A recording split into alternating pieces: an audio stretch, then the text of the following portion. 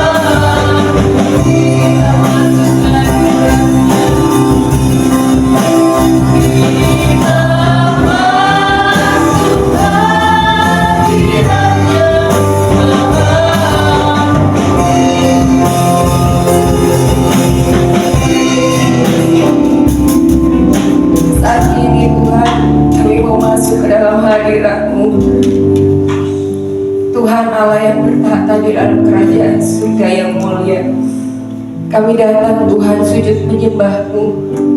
Dan biarlah Tuhan kami masuk ke dalam hadirat-Mu, benar-benar menaikkan syukur kepadamu dan berterima kasih untuk semua yang Tuhan kerjakan dalam hidup kami. Tuhan, persiapkan hati kami ya Roh Kudus, untuk kami benar-benar siap datang menyembah-Mu. Persiapkan hati kami untuk kami benar-benar datang memuji-Mu. Laikan siap kami Tuhan Yesus, kuduskan dan sucikan hati kami, sehingga kami berkenan bertemu dengan Tuhan. Kuasai ruangan ini, kuasai ibadah kami Tuhan. Biarlah semuanya ada di dalam kendali-Mu ya Bapa. Kami akan bangkit dan bersorak memuliakan nama-Mu Yesus.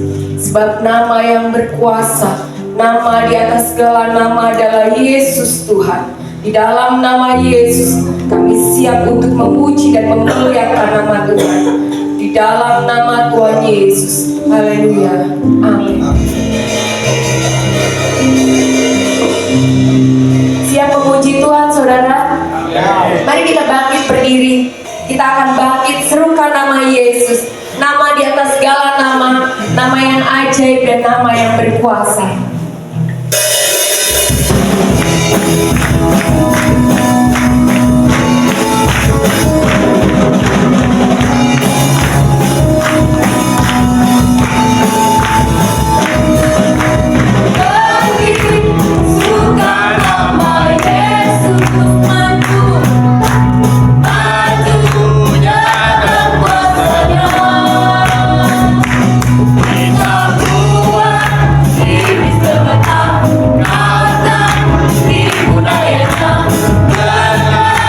Kuasa namanya.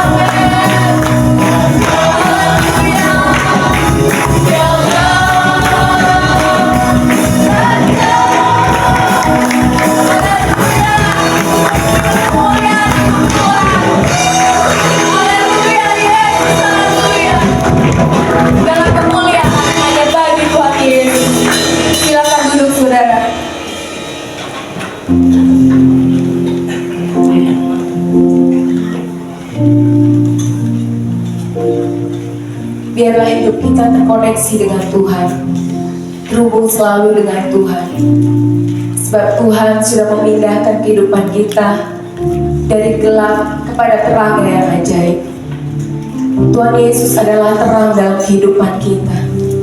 Siapa yang berada di dalam Tuhan Yesus, pasti dia memiliki terang yang sejati. Dalam hidup kita,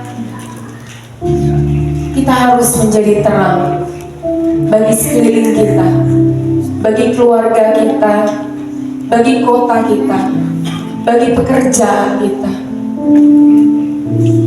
bagi bangsa dan negara ini.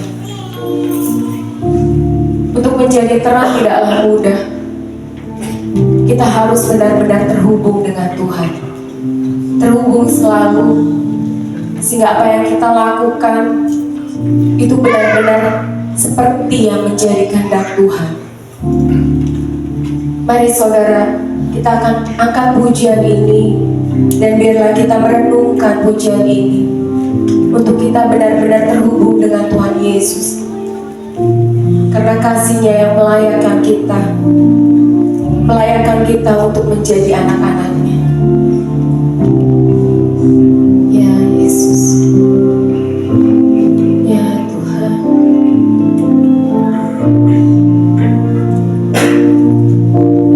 Kasih-Mu layakkan seluruh hidupku,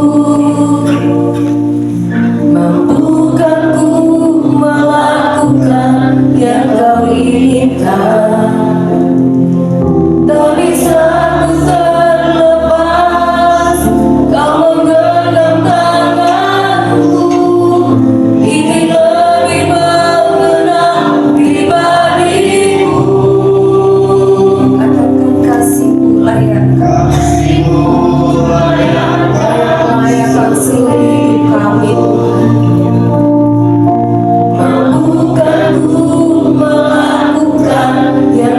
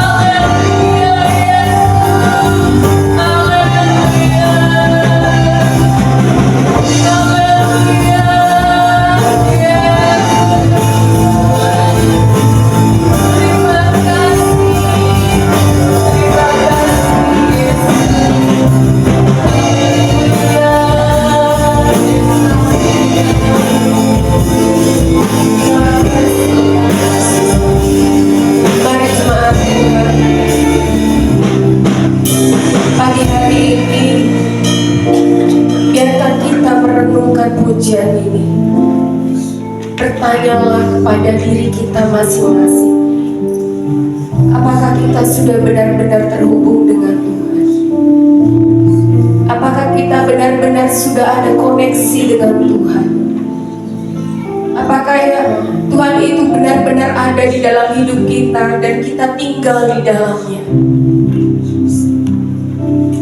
Renungkan saudara. Bertanyalah kepada diri kita. Apakah kita sudah benar-benar memberikan diri kita kepada Tuhan?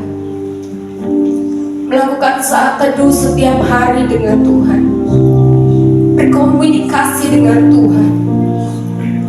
Bertanya kepada Tuhan setiap pagi. Apa yang Tuhan inginkan untuk kita lakukan hari ini? Apakah kita benar-benar sudah membaca firman Tuhan? Sehingga kita tahu apa yang Tuhan mau dalam hidup kita untuk kita bisa lakukan.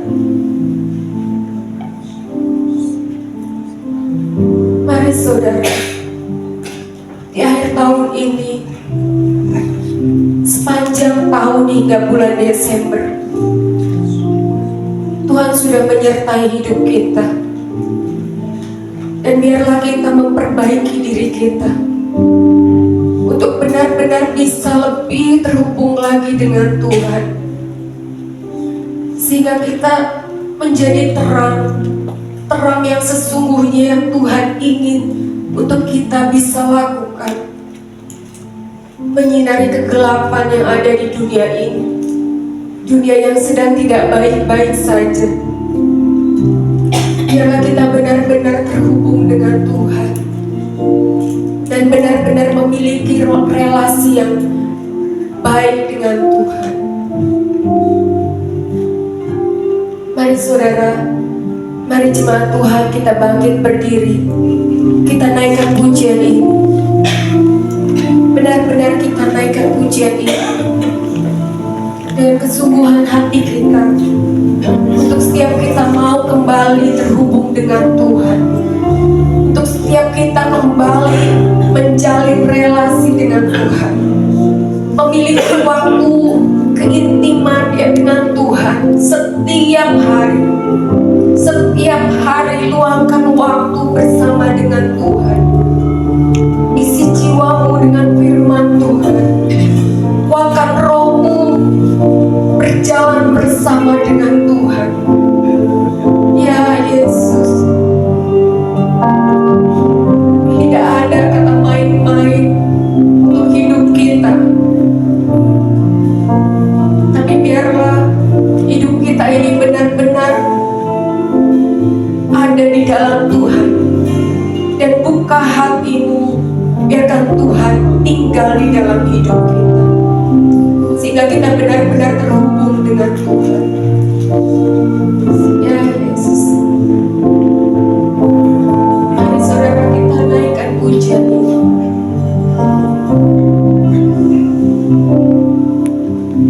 Kasih-Mu layakkan seluruh hidupku,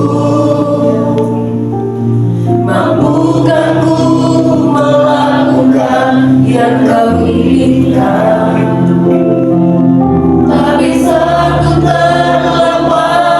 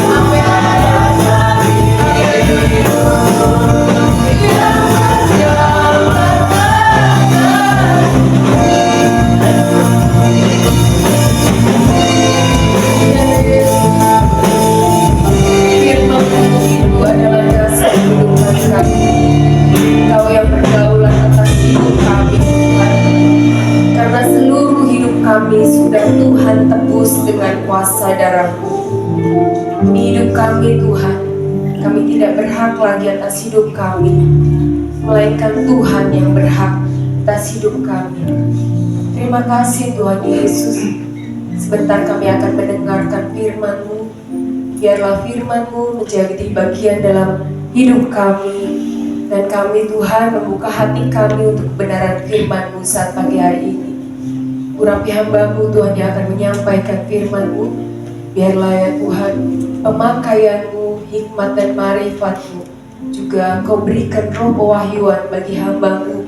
Biarlah semua yang diberitakan untuk dia disampaikan sebagai firman Tuhan yang akan kami dengar boleh benar-benar menguatkan kami, dan biarkan kami benar-benar bertumbuh dan berbuah untuk kemuliaan nama Tuhan.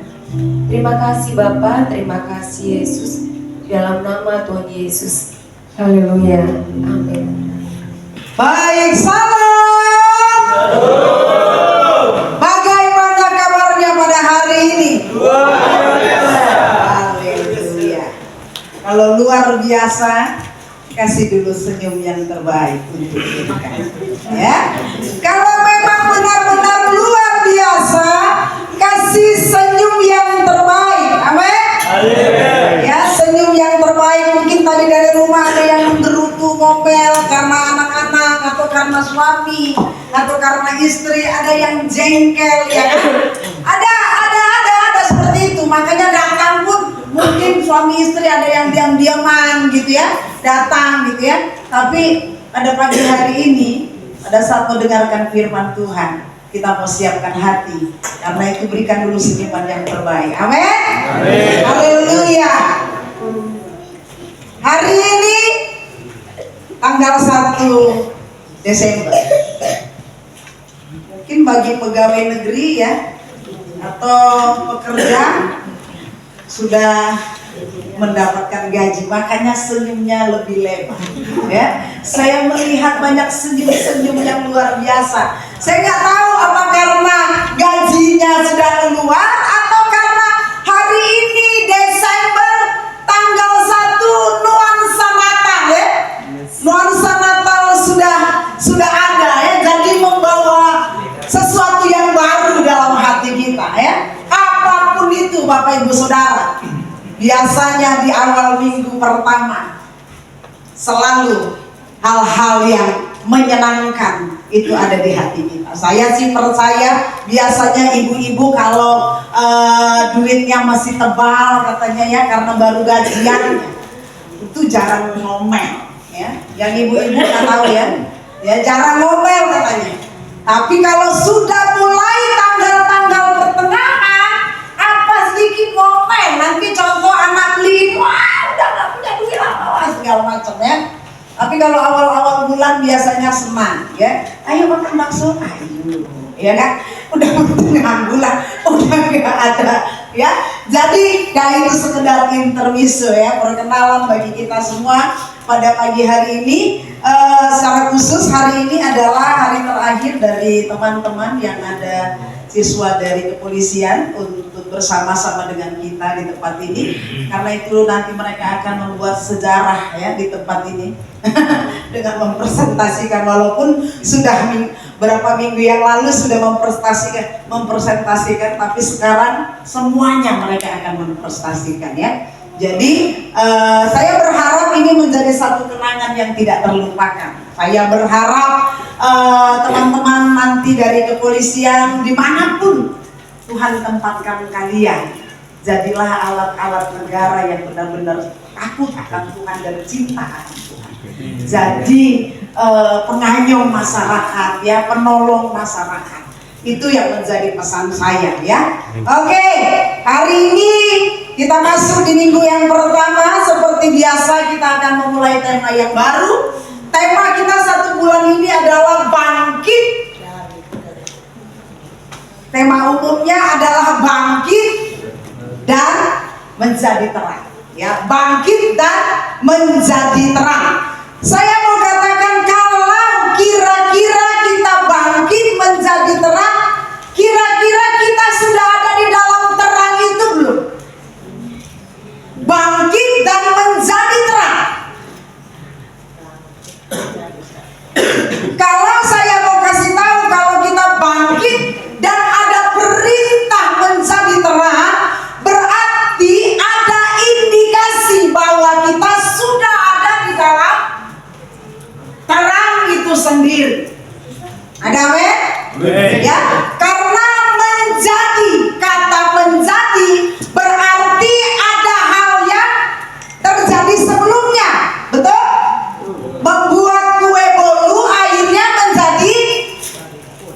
Jadi ada proses yang terjadi terlebih dahulu. Kalau kita bangkit, diperintahkan untuk bangkit dan menjadi terang, berarti kita sudah ada di dalam terang itu.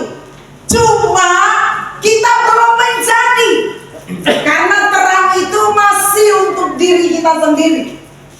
Tapi dikatakan oleh firman Tuhan, menjadi terang bukan lagi untuk diri kita sendiri, tapi menjadi terang untuk orang lain. Amin. Untuk dunia yang penuh dengan kegelapan. Di minggu yang pertama kita akan membahas tentang bangkit dari kegelapan. Ya, bangkit dari kegelapan.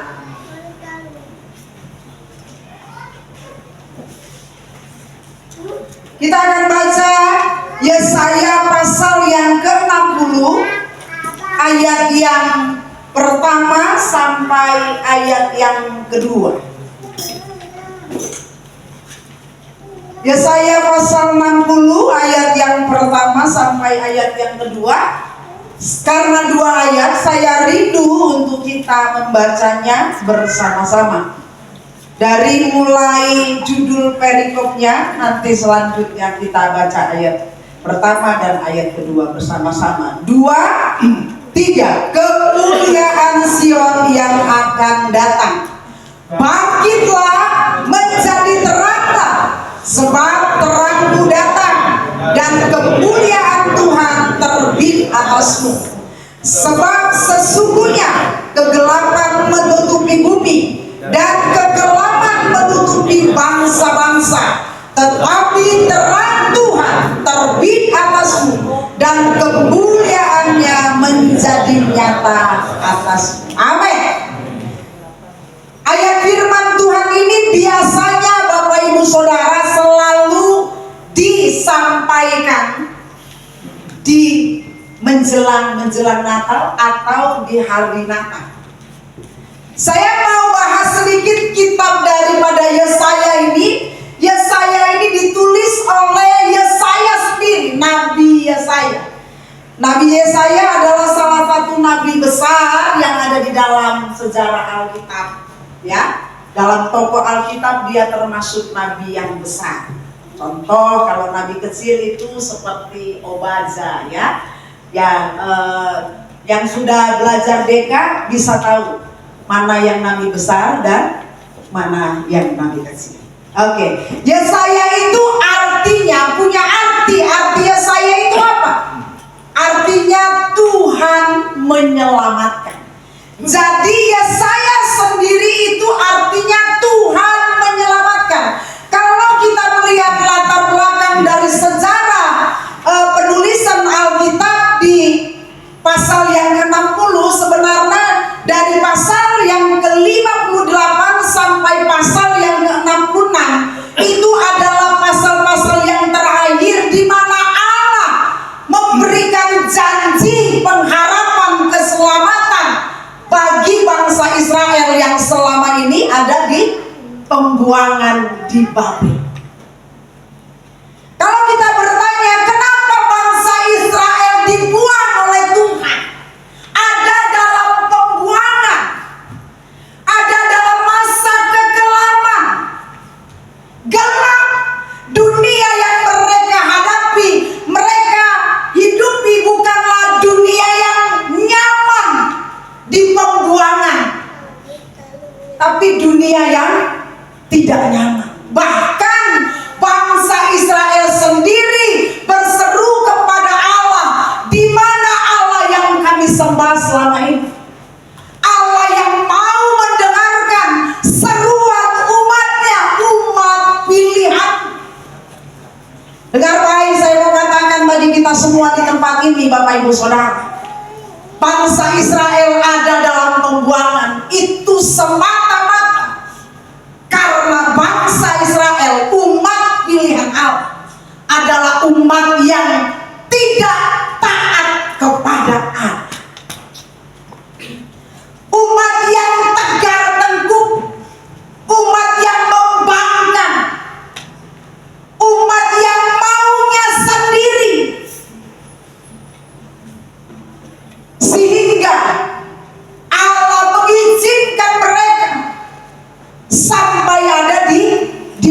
pembuangan.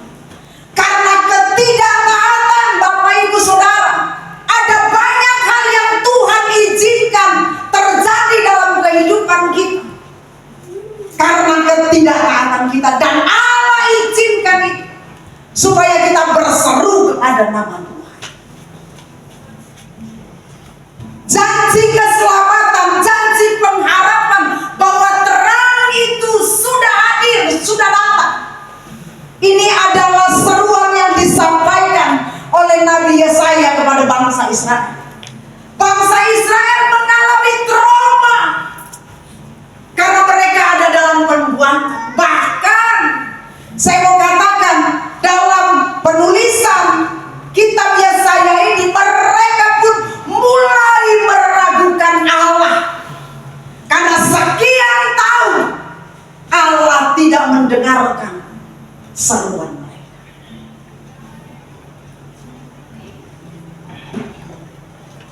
Akibat ketidaktaatan, ada banyak hal yang mungkin boleh terjadi dalam kehidupan kita. Seperti umat Israel, bangsa Israel. Tapi Tuhan bukanlah Allah yang kejam. Benar, Allah mengizinkan masa kegelapan itu terjadi dan dialami oleh umat Tuhan, umat pilihannya. Allah mengizinkan semuanya itu supaya bangsa Israel kembali berseru kepada Allah. Dan Allah pun, Bapak Ibu Saudara, saya mau kasih tahu, dia nggak seperti manusia.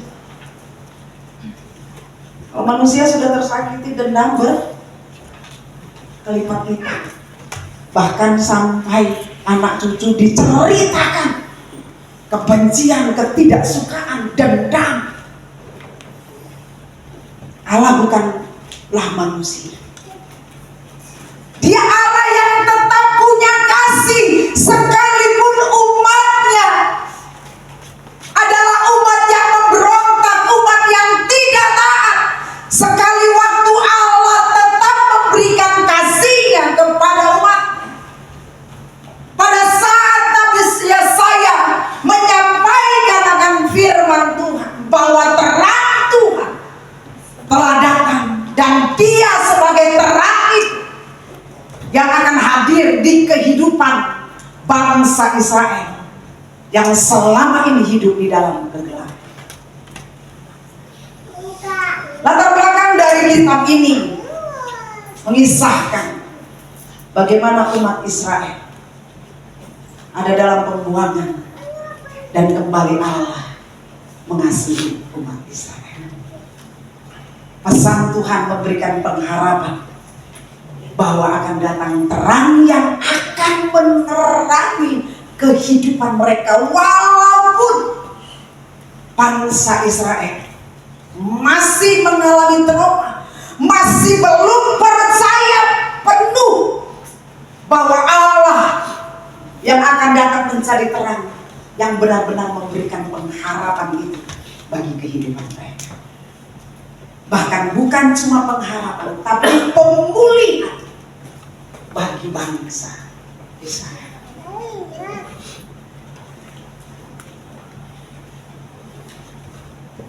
Kita akan belajar dari sejarah bangsa Israel.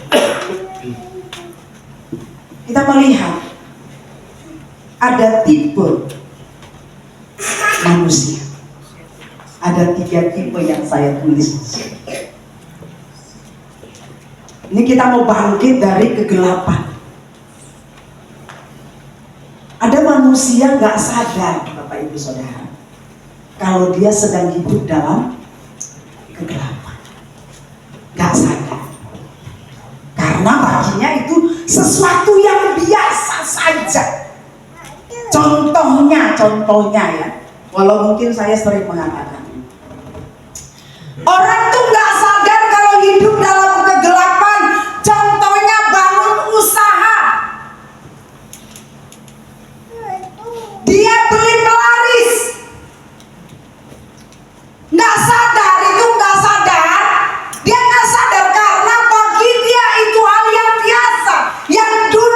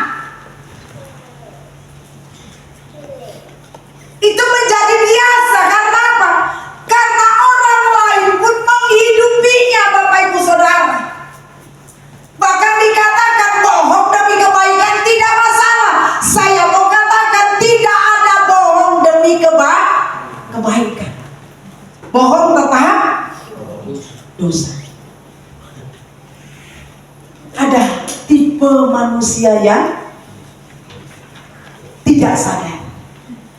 Nggak sadar karena apa? Ya karena dia berpikir hal itu sesuatu yang wajar saja.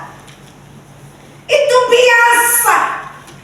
Jadi nggak sadar. Tapi hari ini saya mau kasih tahu Bapak Ibu Saudara, kalau minta penglaris mau usaha itu dosa sadar. Saya mau katakan. Jadi harus sadar. Kalau bohong itu kalian anggap satu hal yang biasa untuk sesuatu kebaikan. Saya mau kasih tahu pagi hari ini, sadar itu dosa. Jadi cek, aku lagi sedang sadar atau enggak? Coba cubit dulu. Kalau sakit berarti Anda sedang sadar. Hah? Coba cubit. Nggak suruh kalian cubit teman kiri kanannya ya. Cubit diri sendiri. Kalau rasa sakit berarti sadar. Saya mau kasih tahu. Tipe manusia yang pertama nggak sadar. Karena hal itu dianggap biasa. Tipe yang kedua, manusia yang sadar tapi berhenti sampai di sadar saja. Ya udahlah, mau bilang apa? Udah terjadi dan aku udah kayak gini, udah gak bisa lagi. Ya udahlah, cuma sampai bisa sadar. Kalau kita bawa kepada apa yang dilakukan oleh bangsa Israel, kira-kira mereka sadar nggak kalau mereka memberontak kepada Tuhan, kalau mereka membangkang kepada Tuhan? Kira-kira mereka sadar nggak?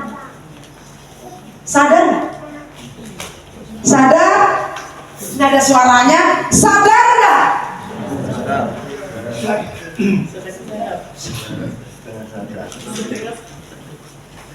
Sadar.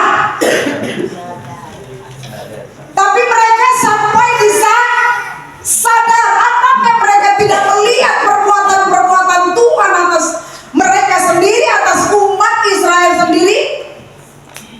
Melihat, merasakan. Mereka belum sadar. Tipe yang ketiga, ini tipe yang harus kita pahami. Manusia yang sadar dan bangkit. Sadar dalam kegelapan, bangkit keluar dari kegelapan. Itu yang penting. Kalau cuma sadar, contoh orang yang sudah koma berbulan-bulan di rumah sakit, tiba-tiba sadar, bisa melek, ya, melek. Udah sadar, tapi nggak bisa ngapa-ngapain. Kira-kira enak nggak?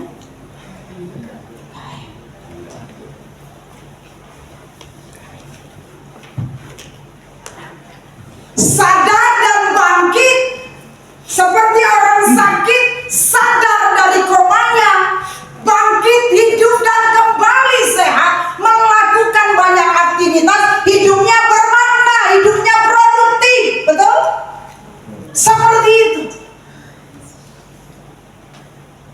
Sadar, tidak berhenti sampai di situ saja, tapi sadar dan bangkit dari kekelaman, dari dosa, dari kehidupan yang gelap yang selama ini kita hidup.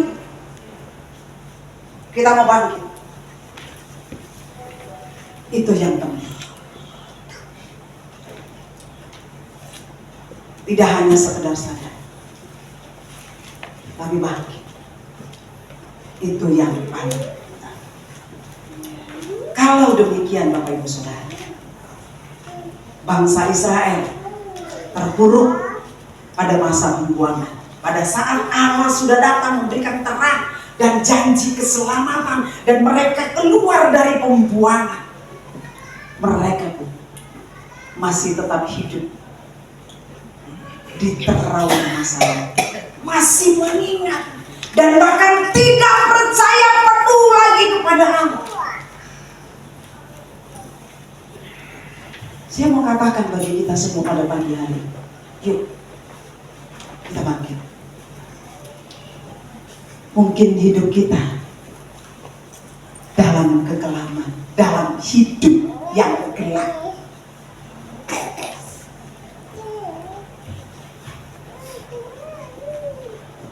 Apa yang menjadi kekelaman dalam hidup kita? Perekonomian kita, kesehatan kita, keluarga kita. Apa yang sedang menggelapi seluruh kehidupan kita? Hari ini saya mengajak kita bangkit, bahwa terang yang sesungguhnya Allah yang menjadi terang, yang berjanji memberikan keselamatan, memberikan janji pengharapan, itu benar-benar hadir dan datang menjumpai setiap kita. Jangan terpuruk. Kita perlu bangkit. Amin. Apapun itu, bangkit dari kegelapan, kegelapan kehidupan yang benar-benar gelap. 2 minggu kah atau 1 minggu yang lalu, listrik di tempat ini padam. Bukan saya padamkan, dan bukan PLN yang memadamkan karena nggak bayar listrik, bukan, ya. Tapi karena ada angin yang kencang, hujan yang deras, patahlah pohon yang ada di depan. Bukan pohon yang ada di depan gereja kita, tapi pohon yang ada di depan tetangga. Saya lagi ada di luar, ditelepon, kabel putus. Wah, waktu itu hari Rabu, jadwal untuk doa latihan, hari Jumat ya, hari Jumat, doa malam. Dan saya pulang ke rumah sudah hampir jam 5, saya langsung telepon. Masih belum di rumah, saya sudah telepon PLN, semua saya telepon. Nah, saya telepon karena yang putus bukan cuma PLN, IndiHome juga putus ya, semuanya putus gitu. Saya telepon, ya Bu, kita ini banyak, ada 3 desa yang benar-benar mati padam gitu. Jadi kita mengupayakan terlebih dahulu. Ya sudah, saya mau. Aduh Tuhan, saya bilang, ini kita nanti mau doa jam 7. Gimana ini udah jam 6 belum? Kalau nggak salah si Riko bilang, udah aja dialihkan gitu ya. Dialihkan tempat Pak Heri. Wah iya, saya langsung telepon Pak Heri, Bu Ika, dialihkanlah di sana. Dikerjakanlah itu pas mau jam 7 Bapak Ibu Saudara. Bapak Ibu Saudara, pada waktu gelap banget, si Bella ada. Saya bilang, ambil kita apa gitu ya. Saya bilang, Bu, emang di gereja gelap banget? Coba kau lihat dulu. Aku bilang, lihat aja dulu. Kalau nggak ada, kalau mamanya karena udah gelap, di luar aja udah gelap, apalagi di ruangan yang tertutup seperti ini ya kan? Benar-benar tidak ada cahaya, sempurnalah kegelapan itu. Bapak Ibu Saudara, mungkin kita ada dalam kesempurnaan kegelapan kehidupan ini, yang sepertinya kita tidak lagi bisa melihat hal-hal apapun yang terang itu. Tapi saya mau katakan bagi kita semua yang ada di tempat ini, terang yang sesungguhnya telah datang. Kehadiran Kristus, hanya Kristus yang bisa memberikan terang itu bagi hidup kita. Pengharapan, janji kemenangan dan keselamatan, hanya Kristus yang dapat melakukan. 3 hal kita akan belajar. Bagaimana kita bisa bangkit dari kegelapan.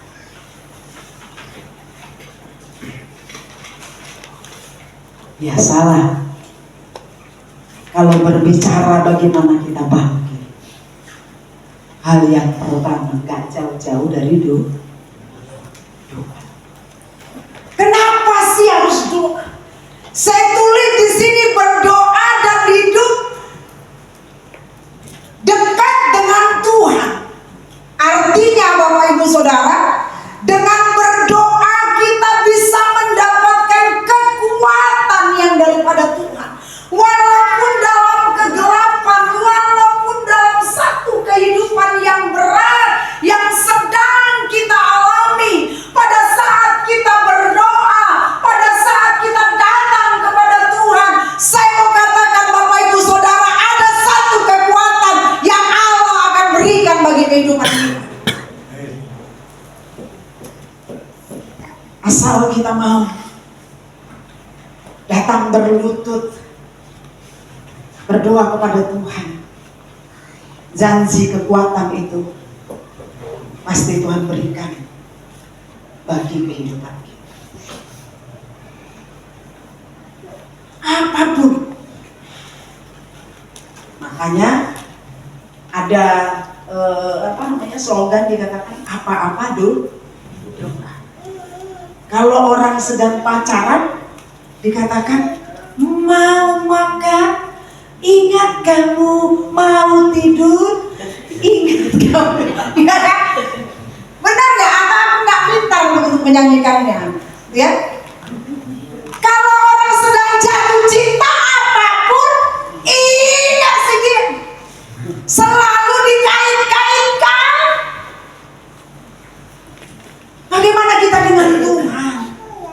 Kita yang ada dalam kegelapan kehidupan ini, adakah kita berseru berdoa kepada Tuhan, mengingat Tuhan dalam kesengsaraan kita, dalam penderitaan yang kita alami, kita ingat Tuhan dan kita berdoa kepada Tuhan dan kita mendapatkan pertolongan itu dan kita mendapatkan kekuatan itu. Tidak ada kesempatan bagi iblis untuk membuat kita lemah. Tidak ada kesempatan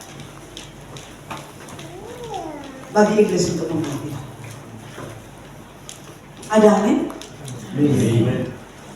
Kita yang sedang ada dalam kegelapan kehidupan, saya mengajak, tetaplah berdoa, tetaplah berdoa.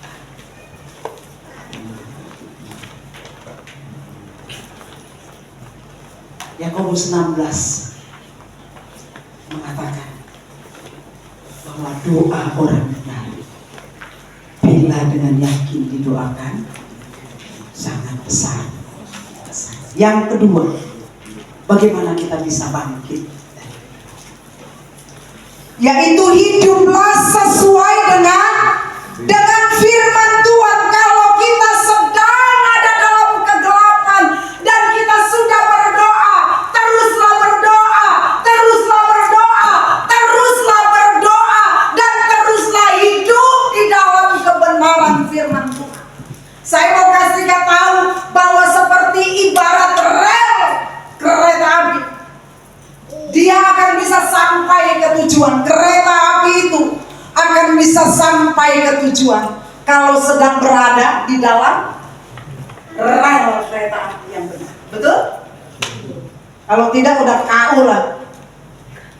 Kalau kita berharap kepada Tuhan dalam kegelapan, kita sudah berdoa sejalan yang sama, kita harus hidup di dalam jalan firman Tuhan. Jalan firman Tuhan itu adalah rel kehidupan yang memberikan petunjuk bagi hidup kita, apa yang benar, apa yang tidak benar. Kalau kita sudah berdoa tapi kita tidak melakukan kebenaran firman Tuhan, jangan mimpi Bapak Ibu Saudara, saya mau kasih tahu, untuk mendapatkan pertolongan daripada Tuhan. Karena Tuhan tidak bisa menentang dirinya. Sejalan dengan firman Tuhan, itulah yang Tuhan mau lakukan dalam kehidupan umatnya yang mau bangkit dari kegelapan kehidupannya. Dan yang artinya mengandalkan prinsip-prinsip Alkitab untuk petunjuk ke kehidupan. Bukan prinsip dunia, tapi prinsip Alkitab yang dijadikan petunjuk dalam kehidupan.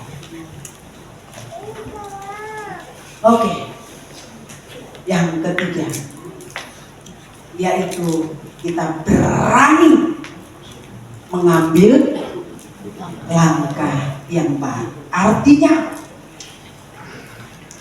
di sini saya ada berani mengambil langkah yang baru, yaitu contoh kalau memang kita hidup dalam kegelapan dosa. Tinggalkan dosa. Coba kita baca dalam Amsal 12 ayat yang 22. Sebenarnya ini dosa yang dianggap sepele ya. Kenapa nggak dosa perzinahan saya angkat? Kenapa nggak dosa pembunuhan yang saya angkat? Karena ini dosa bohong ini, ya Bapak Ibu Saudara, yang sudah nggak dianggap dosa lagi sama banyak orang, ya benar.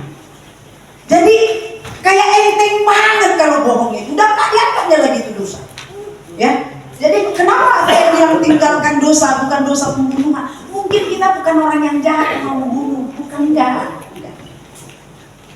Ya, mungkin berzina juga enggak ya, enggak ada yang ngaku, mungkin ada ya, ada juga yang berzina mungkin ya, atau ada hal-hal yang Amsal 12 ayat yang ke-22. Orang yang dusta bibirnya adalah apa? Kekejian bagi Tuhan. Tetapi orang yang berlaku setia dikenal. Dusta. Apa kata Tuhan? Dusta. Jijik. Coba bayangkan kita pernah jijik. Coba bayangkan. Padahal apa kita jijik? Seperti itulah dusta menjadi kejijikan di hadapan Tuhan.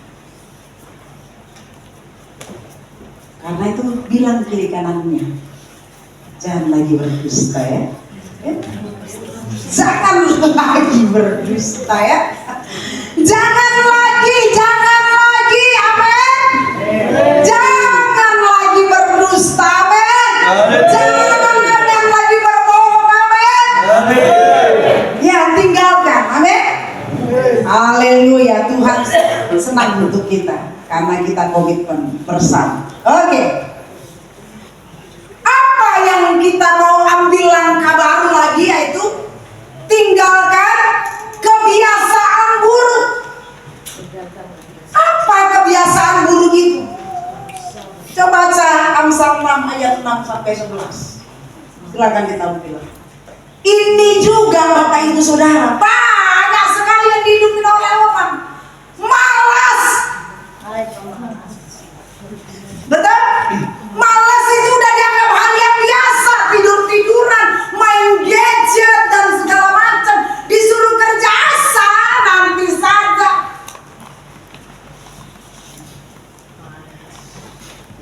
Ini yang dianggap sepele, Bapak Ibu Saudara. Malas itu nggak dianggap lagi sesuatu yang buruk.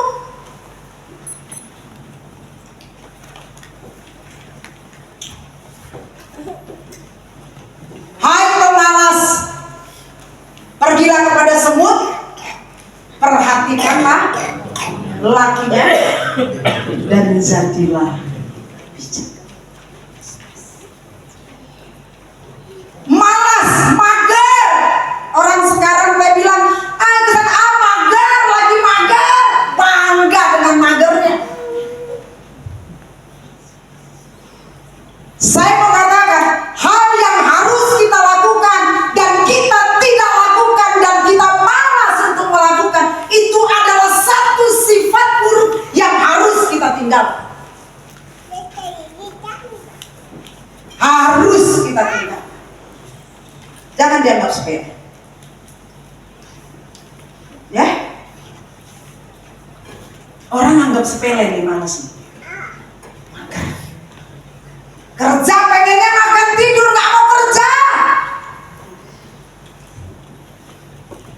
Alkitab katakan orang yang tidak bekerja jangan kasih makan.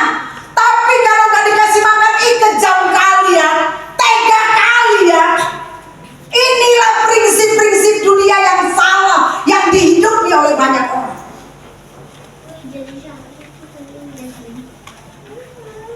Kita pengen hasilnya wah, usaha kita atau pekerjaan kita jauh lebih baik, dan pimpinan kita melihat semuanya itu, tapi kita males, benahi diri juga males. Jangan mimpi, aku mau katakan, karena orang rajin yang akan diberkati oleh Tuhan. Orang rajin. Ini hal yang sepele, yang seringkali dihidupi oleh banyak orang. Tapi ini adalah hal kebiasaan buruk yang harus kita tinggalkan. Yang keempat, yang ketiga, yang terakhir, pikiran negatif. 2 Timotius 1 ayat yang ke-7. Tolong ditampilkan. Pemikiran yang negatif. Ada banyak sekali orang memiliki pikiran yang negatif dan akhirnya hidupnya tidak berkembang. Sebab Allah memberikan kepada kita bukan roh ketakutan, melainkan roh yang membangkitkan kekuatan, kasih, dan ketertiban. Pemikiran negatif, takut yang berlebihan. Apa-apa takut, padahal Alkitab sudah bilang Allah tidak memberikan kepada kita roh ketakutan. Allah tidak pernah memberikan roh ketakutan bagi umatnya. Tapi yang Dia berikan adalah roh yang membangkitkan kekuatan. Ini penting. Kita berani mengambil langkah. Yang pertama, tinggalkan dosa. Yang kedua, kebiasaan buruk, malas, tinggalkan. Yang ketiga, pikiran negatif, ketakutan yang berlebihan, tinggal. Karena semuanya ada janji firman Tuhan yang menjadi dasar kita hidupi. Amin. Bukan karena perkataan saya, tapi dasarnya adalah firman. Lakukan firman Tuhan. Kita bangkit dari kegelapan dunia yang menghantui, yang menggelapi seluruh kehidupan kita. Bangkit. Jangan mau lagi hidup di dalam kegelapan. Amin. Tuhan Yesus memberkati kita semua.